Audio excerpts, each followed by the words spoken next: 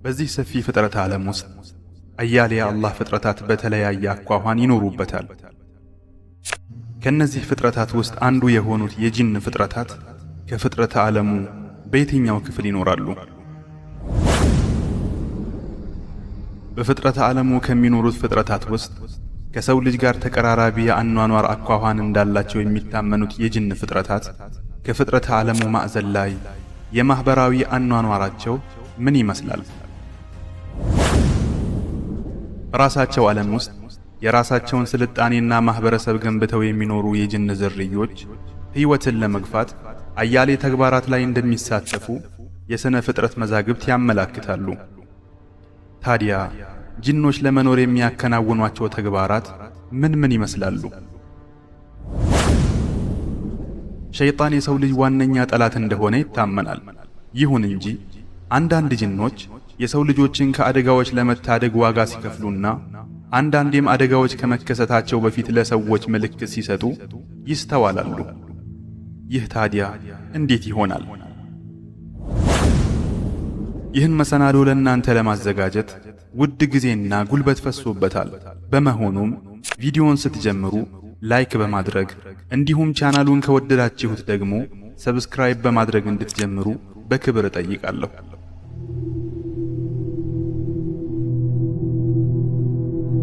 ጂኖች እጅግ ምስጢራዊ ከሆኑት የአላህ ፍጥረታት መካከል አንዱ ናቸው። ቁርአን በተለያዩ ቦታዎች ላይ ስለ እነርሱ የጠቀሰ ሲሆን ልክ እንደ ሰው ልጆች ሁሉ የማሰብ ችሎታ ያላቸውና ለተግባራቸው ተጠያቂ ኃላፊነት ያለባቸው ፍጡራን መሆናቸውን ያብራራል። ጂኖች ምንም እንኳ ከአፈጣጠር ባህሪያቸው አንጻር ከሰው ልጆች ጋር መሰረታዊ ልዩነት ቢኖራቸውም የራሳቸው የሆነ ሕይወት፣ አምልኮና ኃላፊነት አላቸው። አላህ ሰውን ከሸክላ ወይንም ከጭቃ ከመፍጠሩ በፊት ጂኖችን ከእሳት ፈጥሯቸዋል። ይህ የአፈጣጠር ልዩነትም ተፈጥሯቸው ከሰው ልጆች ፍጹም የተለየ መሆኑንም ያሳያል። እንደ ሰው ልጅ ምግብና ውሃ በተመሳሳይ መልኩ አያስፈልጋቸውም። የመንቀሳቀስና የመሰወር ችሎታቸውም ከኛ ከሰው ልጆች እጅግ የላቀ ነው። የጂኖች ዓለም ውስን አይደለም። ይልቁንም የሰው ልጅ በተለመደው ሁኔታ ሊያያቸው በማይችላቸው የተለያዩ ረቂቅ አውዶችና ልኬቶች የተዘረጋ ነው። አንዳንዶች እንደ በረሃና ጥልቅ ዋሻዎች ባሉ ራቅ ያሉና ሰው በማይኖርባቸው ቦታዎች ይኖራሉ። ሌሎች ደግሞ በከተሞች፣ በቤቶች አልፎ ተርፎም በባህርና በደኖች ውስጥ በሰዎች አቅራቢያ ይኖራሉ። አንዳንድ ጊዜ ለሰው ዓይን በማይታይ መልኩ ይገለጣሉ። አላህ ለጂኖች የመሰወርና በተለያዩ ዓለማት መካከል የመንቀሳቀስ ችሎታ ስለሰጣቸው አብዛኛውን ጊዜ ሕልውናቸው ከሰው እይታ የተሰወረ ነው። ይህም ከጥንት ጀምሮ ስለ እነርሱ ሲወሳ ምስጢራዊነትና የፍርሃት ስሜት እንዲፈጠር አድርጓል። ጂኖች ልክ እንደ ሰው ልጆች ሁሉ የራሳቸው ፍላጎትና የመምረጥ ነጻነት አላቸው። የራሳቸው ሕጎች፣ ስነ ምግባሮችና ማህበረሰቦችም አሏቸው።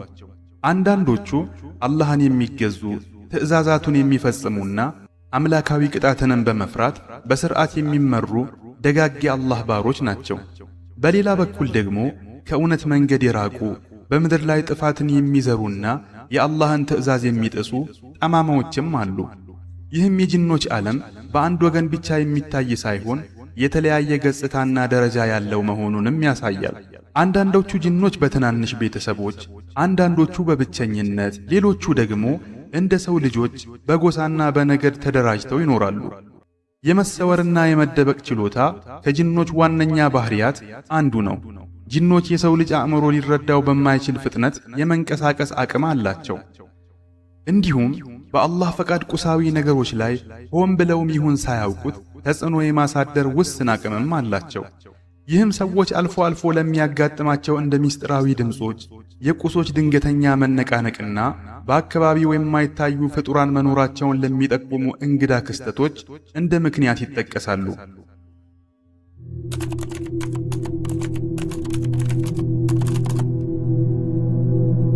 አንዳንዶቹ ወደ ደግነትና ወደ እውነት መንገድ የቀረቡ ሲሆኑ፣ ሌሎቹ ደግሞ ከታዛዥነት የራቁ ናቸው።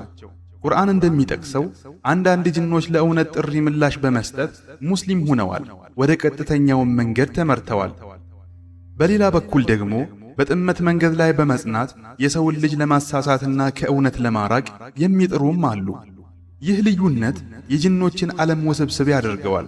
ስለዚህ ስለ ጂኖች ስናስብ በአንድ የተሳሳተ ምስል ብቻ ከመደምደም ይልቅ የራሳቸው ንቃተ ህሊናና ፍላጎት ያላቸው ፍጡራን መሆናቸውን መረዳት ያስፈልጋል። የጂኖች ዓለም ከሰው ልጆች ዓለም ፍጹም የተገነጠለ አይደለም። ይልቁንም ሁለቱ ዓለማት የሚገናኙባቸው ነጥቦች አሉ። አንዳንድ ጊዜ ጂኖች በግልጽም ይሁን በስውር ከሰዎች ጋር ግንኙነት ያደርጋሉ።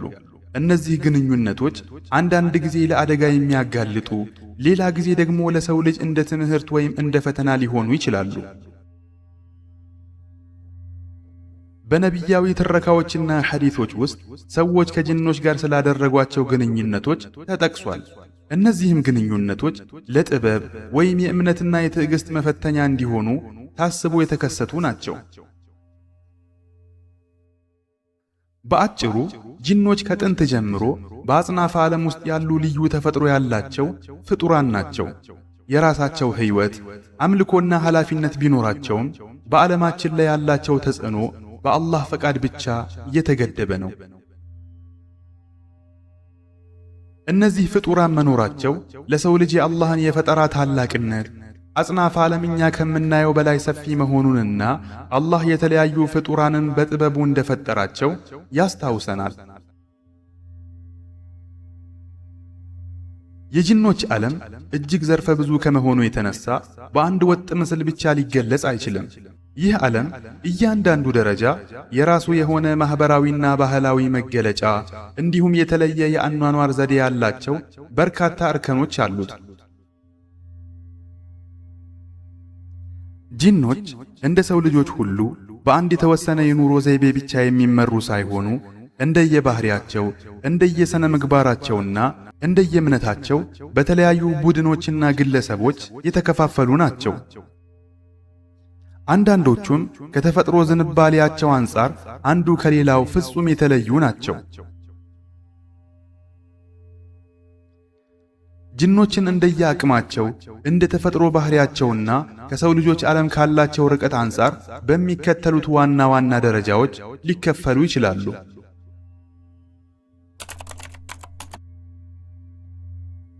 እነዚህ በቁጥር እጅግ የበዙ ሲሆኑ ከሰው ልጆች ርቀው በበረሃዎች፣ በተራራዎች፣ በዋሻዎች፣ በጥቅጥቅ ደኖችና አልፎ ተርፎም በውቅያኖስ ጥልቀት ውስጥ ይኖራሉ።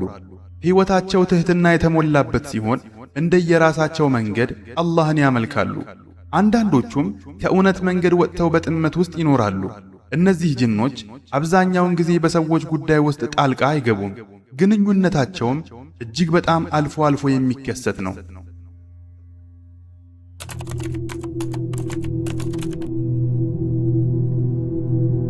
እነዚህ የጂን አይነቶች የላቀ የአእምሮ ችሎታ ያላቸው፣ በፍጥነት የመሰወርና የመንቀሳቀስ አቅም ያላቸው እንዲሁም ስለ ሰው ልጅ ዓለምና ስለ ተፈጥሮ ሕጎች ሰፊ ግንዛቤ ያላቸው ናቸው። አንዳንዶቹ ይህን አቅማቸውን ለበጎ ተግባር ሲጠቀሙበት፣ ሌሎች ደግሞ እንደ ምርጫቸውና እንደ ተፈጥሯቸው ሰዎችን ለማሳሳት ወይንም ሁከትን ለመፍጠር ይጠቀሙበታል።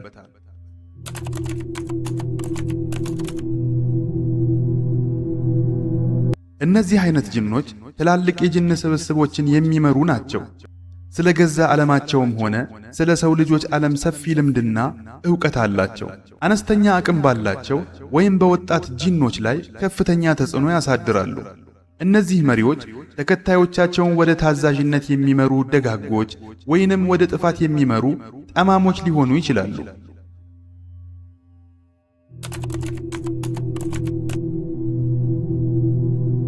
አንዳንዶቹ ጂኖች በተወሰኑ ተግባራት ላይ የተሰማሩ ናቸው። ለምሳሌ የተወሰኑ ቦታዎችን መጠበቅ፣ በጂኖች መካከል መልእክት ማስተላለፍ ወይንም መረጃ ለመሰብሰብና ተጽዕኖ ለማሳደር ወደ ሰው ልጆች ዓለም ዘልቆ መግባትና የመሳሰሉት ናቸው። ይህ ደረጃ ደግሞ በጂን ማህበረሰብ ውስጥ ልክ እንደ ሰው ልጅ ማህበራዊ መዋቅር ያለ የተደራጀ ሥርዓት መኖሩን ያሳየናል። ጂኖች የዕለት ተዕለት ሕይወታቸውን የሚመሩባቸው የራሳቸው የሆኑ ልምዶችና ባህሪያት አሏቸው። አንዳንዶቹ ከሰዎች ጋር የሚመሳሰሉ ሲሆኑ፣ ሌሎቹ ደግሞ ፍጹም የተለያዩ ናቸው።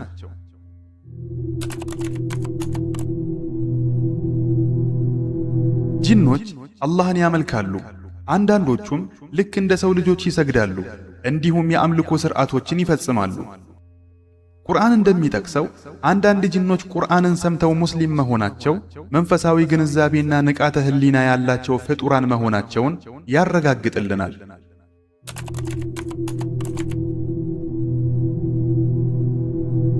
ጂኖች እርስ በርሳቸው በተሳሰሩ ቡድኖች ውስጥ ይኖራሉ። ለመግባቢያነት የሚያገለግል የራሳቸው ቋንቋ ያላቸው ሲሆን መረጃ ለመለዋወጥና ውሳኔዎችን ለማሳለፍ ስብሰባዎችን ያደርጋሉ።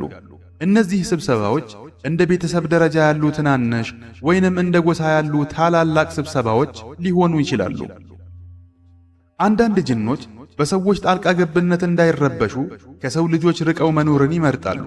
ሌሎች ደግሞ ለተለያዩ ዓላማዎች ለምሳሌ ለማሰስ፣ ለመጫወት ወይንም ለመፈተን ወደ ሰዎች ይጠጋሉ። ይህ ልማዳቸው በዓለማችን ውስጥ ህልውናቸው እንዲሰማን ቢያደርግም በአይን እንዳይታዩ ግን ያደርጋቸዋል።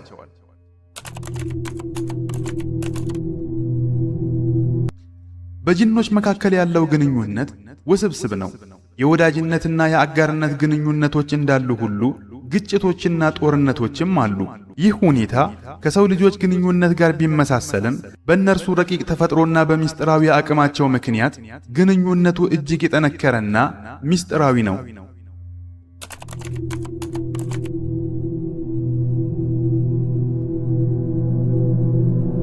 አብረው የሚኖሩ አድኖንና እንቅስቃሴን በጋራ የሚያከናውኑ እንዲሁም እርስ በርሳቸው ከአደጋ የሚከላከሉ ትናንሽ የጂን ክፍሎች አልያም ቤተሰቦች ወይንም ጎሳዎች አሉ። አንዳንድ ጂኖች ራቅ ባሉ ቦታዎች ላይ ትናንሽ ሰፈራዎችን መስርተው ይኖራሉ። በእነዚህ መንደሮች ውስጥ መሪ ማን እንደሆነ፣ ሀብትን ማን እንደሚቆጣጠርና ሕጎችን ማን እንደሚደነግግ የሚወስኑ ግልጽ መርሆች አሏቸው። በጂኖች ዓለም በልዩ ሁኔታዎች ውስጥ በርካታ ጎሳዎች ተባብረው ታላላቅ ጥምረቶችን ይፈጥራሉ። እነዚህ ስብስቦች ልክ እንደ ጦር ሰራዊት በተደራጀና በሰለጠነ መልኩ በመንቀሳቀስ ራሳቸውን ከሰው ልጆችም ሆነ ከሌሎች ጂኖች ጥቃት ይከላከላሉ።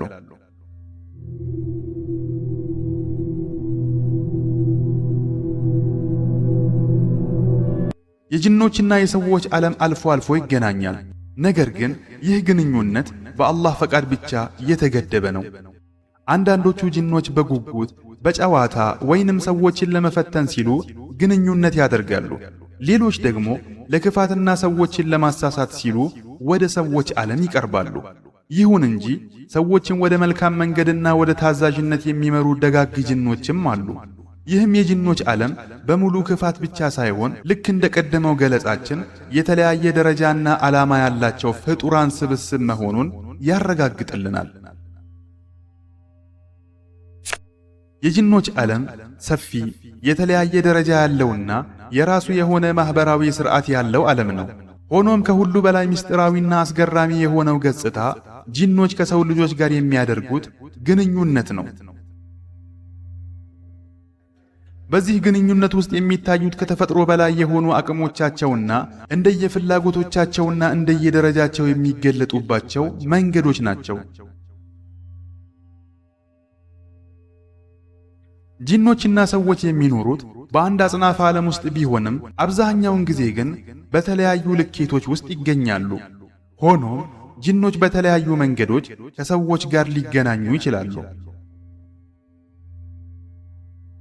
በጣም ጥቂት በሚባሉ አጋጣሚዎች ጂኖች በድምፅ፣ በተወሰነ ቅርጽ ወይንም ቁሳቁሶችን በማንቀሳቀስ ለሰዎች በግልጽ ሊታዩ ይችላሉ። እንዲህ ያለው ግንኙነት ብዙውን ጊዜ የተለየ ዓላማ ይኖረዋል። ይህም ሰውን ለመፈተን፣ መልእክት ለማስተላለፍ ወይንም ከአደጋ ለማስጠንቀቅ ሊሆን ይችላል። ቁርአንና ሐዲስ እንደሚጠቁሙት አንዳንድ ጂኖች ቁርአንን ለመስማት ወደ ሰዎች መጥተው ሙስሊም መሆናቸው ለበጎ ቀጥተኛ ግንኙነት እንደ ምሳሌ ይጠቀሳል።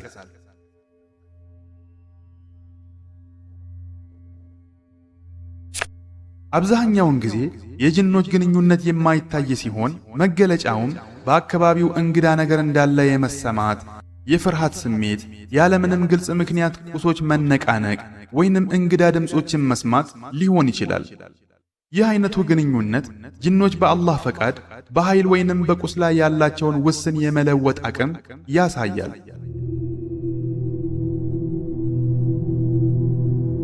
አንዳንድ ጠማማ ጅኖች በተለይ የሰው ልጅ በሃይማኖታዊ እምነቱ ላይ ሲላላ ወይንም በስነ ልቦናዊ ድካም ውስጥ በሚሆንበት ጊዜ ሰውን ለማሳሳትና ከእውነት መንገድ ለማራቅ ይሞክራሉ። ይህ በሃይማኖታዊ ጽሑፎች ውስወሳ ወይም የውስጥ ሽንገላ ተብሎ የሚጠራው ክስተት ሲሆን በሰው አእምሮ ውስጥ እንደ ድንገተኛ ጥርጣሬ ወይንም ስሜት ሆኖ ይገለጣል። ጅኖች ከሰው ልጅ አቅም በላይ የሆኑ በርካታ ልዩ ችሎታዎች አሏቸው። ጅኖች በዓለማችንና በእነርሱ ዓለም መካከል በማንኛውም የሰው ልጅ እንቅስቃሴ ሊደረስበት በማይችል እጅግ ከፍተኛ ፍጥነት የመንቀሳቀስ አቅም አላቸው። ይህ ችሎታቸው አብዛኛውን ጊዜ ከሰው እይታ እንዲሰወሩና በስውር እንዲንቀሳቀሱ ትልቅ ዕድል ይሰጣቸዋል። ጅኖች ከሰው እይታ የመደበቅ ወይንም ቅርጻቸውን የመለወጥ ከፍተኛ የሆነ አቅም አላቸው። ለሰው ልጆች በሚታወቅ እንደ ሰው፣ እንደ እንስሳ ወይንም እንደ ጨለማ ጥላ ሆኖ የመታየት ችሎታም አላቸው። ይህ የመሰወር ብቃታቸው በእነርሱ ዙሪያ ያለውን ምስጢራዊነት ከፍ ያደርገዋል። ጅኖች እንደ በር መክፈት፣ ዕቃዎችን መጣል ወይም በአካባቢ ያሉ ትናንሽ ነገሮችን ማነቃነቅ እና ቁሳዊ ተጽዕኖዎችን ማሳደር ይችላሉ። ይሁን እንጂ ይህ አቅማቸው ከአላህ ፈቃድና እርሱ ካስቀመጠው የተፈጥሮ ሕግ በላይ ሊያልፍ አይችልም። አንዳንድ የላቁ ጅኖች የሰዎችን ባህሪና አስተሳሰብ ሳይታወቁ የመከታተልና መረጃ የመሰብሰብ ብቃት አላቸው። አንዳንዶቹ ይህን ዕውቀታቸውን ሰዎችን ለማስጠንቀቅና ለመረዳት ሲጠቀሙበት፣ ሌሎቹ ደግሞ ለጥፋትና ለማሳሳት ይገለገሉበታል። ጅኖች እንደየፍላጎቶቻቸውና እንደየደረጃቸው በተለያዩ መንገዶች ለሰው ልጆች ሊገለጡ ይችላሉ። አንዳንድ ጊዜ ለፈተና መልእክት ለማድረስ ወይንም ፍርሃትን ለመልቀቅ በሰው ወይም በእንስሳ ቅርጽ በግልጽ ወይም በደበዘዘ መልኩ ሊታዩ ይችላሉ። ብዙዎቹ ጂኖች በተወሰኑ ቦታዎች ላይ እንደ ጥቁር ጥላ ወይንም ደብዛዛ ብርሃን ሆነው ይታያሉ። ይህ ሁኔታ መሰወርን በሚመርጡ ጂኖች ዘንድ የተለመደ ነው። አንዳንድ ጂኖች ወደ ሰው ልጅ የህልም ዓለም ዘልቀው በመግባት በሚታዩ ምስሎች ላይ ተጽዕኖ የመፍጠር አቅም አላቸው። ይህ ተጽዕኖ አዎንታዊ እንደ መልካም ራእይ ወይንም አሉታዊ ጭንቀትንና ግራ መጋባትን የሚፈጥር ቅዠት ሊሆን ይችላል።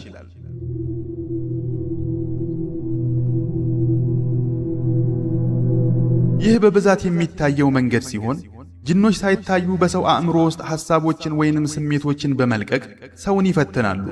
ይህም እንደየሰውየው የእምነት ጥንካሬ ይለያያል።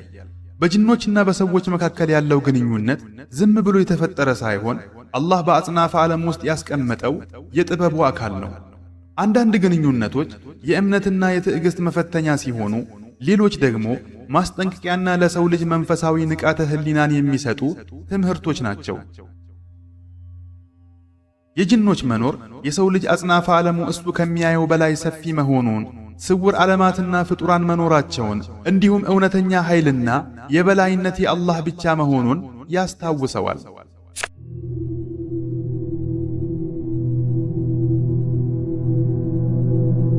የጅኖች ዓለም እጅግ ሰፊና ጥልቅ ሲሆን አላህ ብቻ የሚያውቃቸው በርካታ ምስጢሮችን አዝሏል።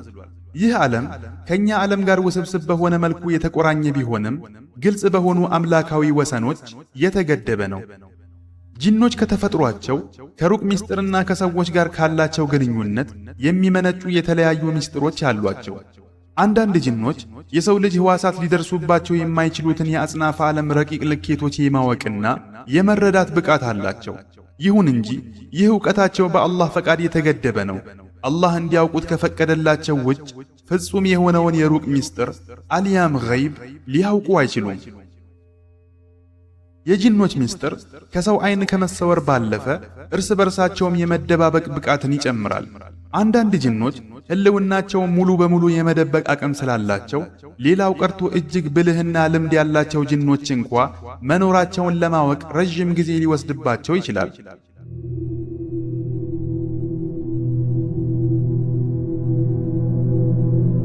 ጅኖች በዓለማችን ላይ እንደ ጉልበት መቀየር፣ ስውር መልእክቶችን መላክ ወይንም በሰው አእምሮ ውስጥ ሐሳቦችን መልቀቅ ባሉ መንገዶች ተጽዕኖ ማሳደር ይችላሉ።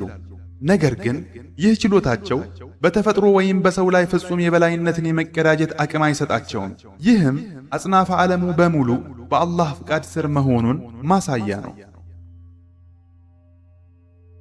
ጂኖች መንፈሳዊና ስሜታዊ ንቃተ ህሊና አላቸው። መውደድ፣ መጥላት፣ ጓደኝነትን መመስረትና ቂም መያዝም ይችላሉ።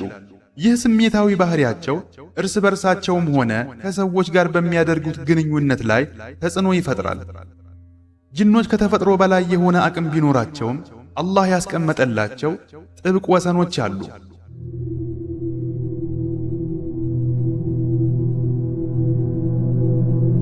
ጂኖች በሰዎች ላይም ሆነ በተፈጥሮ ላይ ተጽዕኖ ለማሳደር ከአላህ ፍላጎትና ውሳኔ ውጭ ምንም ሊያደርጉ አይችሉም። አቅማቸው በሙሉ በአምላካዊ ፈቃድ ላይ የተንጠለጠለ ነው። ይህም ብርቱ ቢሆኑም መጨረሻ ግን ደካማና ውስን ፍጡራን መሆናቸውን ያሳያል። ጂኖች ሰዎች የማያውቋቸውን ስውር ነገሮች ሊያውቁ ቢችሉም የወደፊቱን ጊዜ የመተንበይ ወይም ፍጹም የሆነውን ምስጢር የማወቅ ብቃት የላቸውም። ጂኖች በሰው ልጆች ፊት ሁል ጊዜ የመታየት ወይም የማያቋርጥ ተጽዕኖ የማሳደር አቅም የላቸውም። ይህ በአላህ ጥበብ ለሰው ልጆች መፈተኛና መመሪያ እንዲሆን የተገደበ ነው።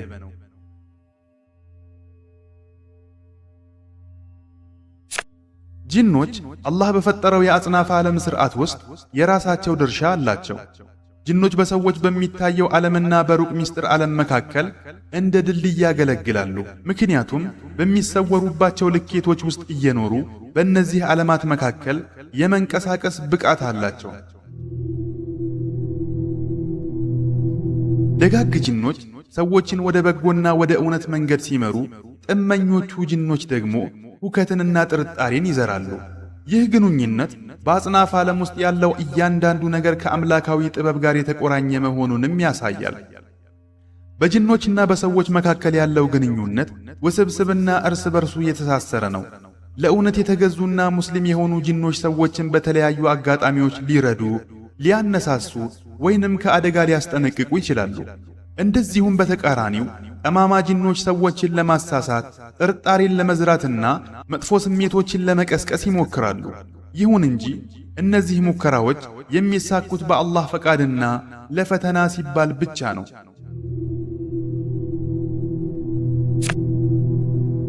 በጂንና በሰው መካከል ያለው ግንኙነት በሰውየው እምነት ፍላጎት ላይ የተመሰረተ ብቻ ነው።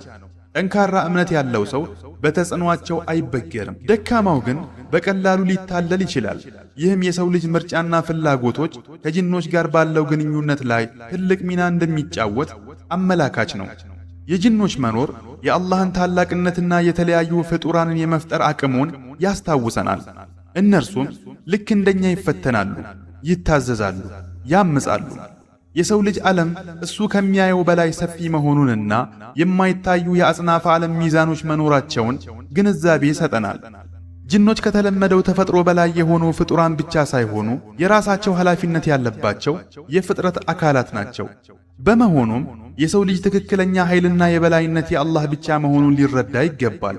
ስለ ሌሎች ፍጡራንም ሲያውቅ ያለ ፍርሃትና ያለ መገረም በጥበብና በንቃተ ህሊና መሆን አለበት። ይህንን ቪዲዮ ሲያጠናቅቁ አዑዙ ቢላሂ ሚነሽ ሸይጣኒር ረጂም ማለትን አይዘንጉ።